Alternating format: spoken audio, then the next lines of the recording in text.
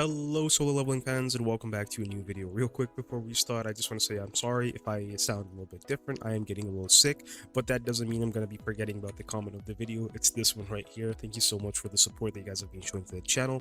I know I keep saying this, but it really means a lot to me, and it's comments like these that give me the motivation to keep posting for you. As long as you enjoy, I'll keep posting. It's as simple as that, honestly. But with that being said, guys, let's get straight into today's video. Today we're going to be talking about the event shop, the summer event shop. Now, the summer event shop is actually staying here for a while. We have about, I think, 15 days, if I'm not mistaken, 16 days. Let me check real quick for you. 16 days. There you go. So yes, about 16 days of the time of making this video. And honestly, there's a lot of good stuff in here, but what exactly do we go for? What do we spend our currency on? Because at the end of the day, we do have limited currencies here.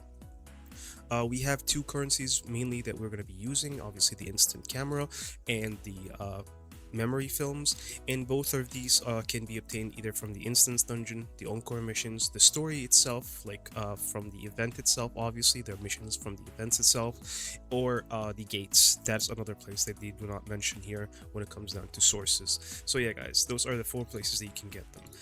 Obviously instance dungeons, encore missions, the event itself, the summer event itself, and gates. So yeah. Now, when it comes down to these resources, what should you be spending them on? Now, starting off with the really important ones, in my opinion, I think the marks of time are definitely something that you have to get, and I mean you have to spend as much of this as you can, because something a lot of people will not tell you is that in the latest update they did something to the armory. If we go here real quick, you'll notice that instead of only the 6 slots that we used to have, they expanded the armory, and now we have 12 slots in total. So yeah, there will be a lot, and I mean a lot of space for more weapons that it can carry, and you're gonna definitely need a lot more marks of time, as you can see here, to unlock these slots. So yeah guys, marks of time are definitely going to be something that you really need to be focusing on when it comes down to this event. Now, moving on to something different here when it comes down to the summer event is obviously the flea market starfish and the flea market seashell. Now, the reason why I say this is because obviously within the event you'll be getting a free SSR weapon, and it's this one right here. It's a Sungjinu free weapon SSR, and with these items you can definitely craft it all the way to up to an A5. And if you're a free-to-play player, honestly, how many of us can say that we have, you know, an A5 weapon, except for like if you get extremely lucky?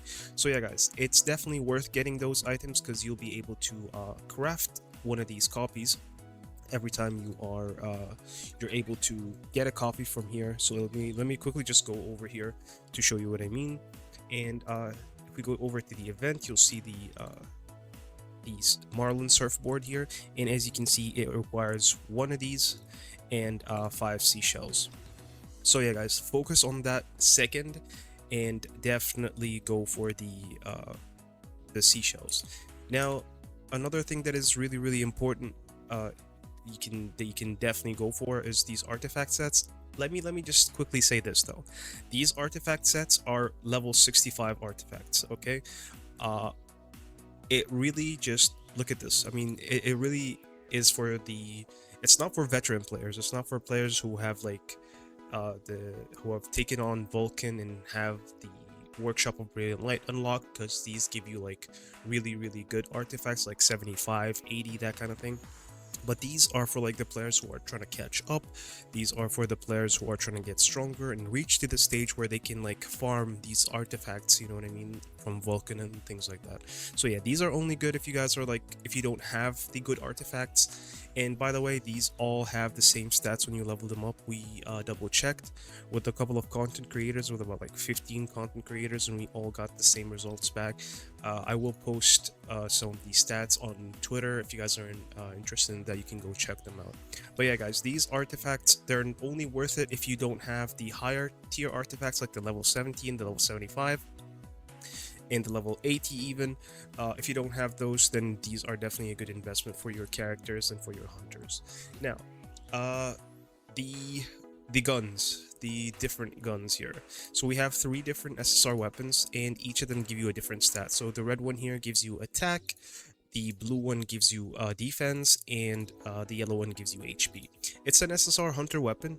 I can't lie, it's okay, but in my opinion, I think you should take these just to meld them and turn them into resources that you can use to craft uh, SSRs for your actual weapons, for your actual hunters, excuse me.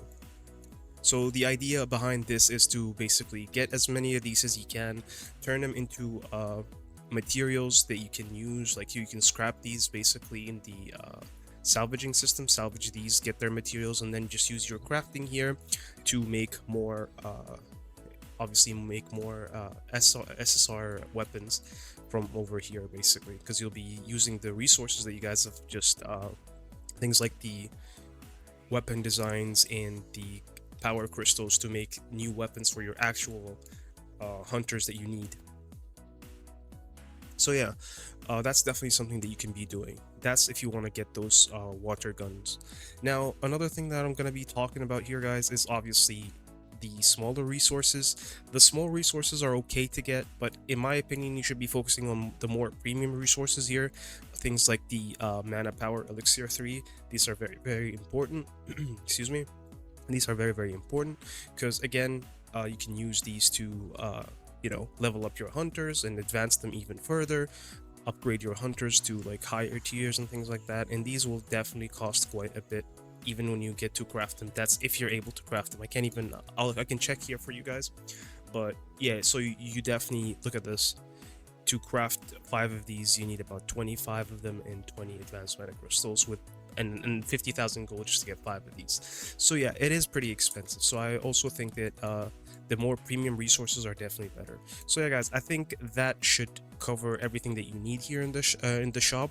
And if you have any leftovers, feel free to go for any of the other resources here that your account is missing, whether that be the rune fragments for your runes, powder of blessing for your blessing stones, whatever it is that you actually need.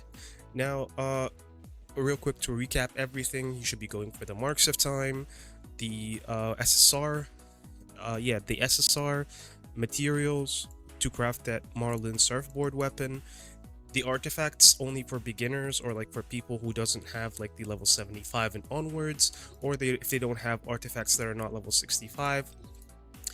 The water guns for basically going for the crafting different weapons for your actual hunters, for your SSR hunters, so you can like scrap these and make weapons for your actual hunters. And I think you should be good from there, honestly. I think that should be everything that you need from this shop right here. But yeah, guys, if you found this helpful, don't forget to hit that like, comment, and subscribe. Thank you so much for watching. Happy leveling.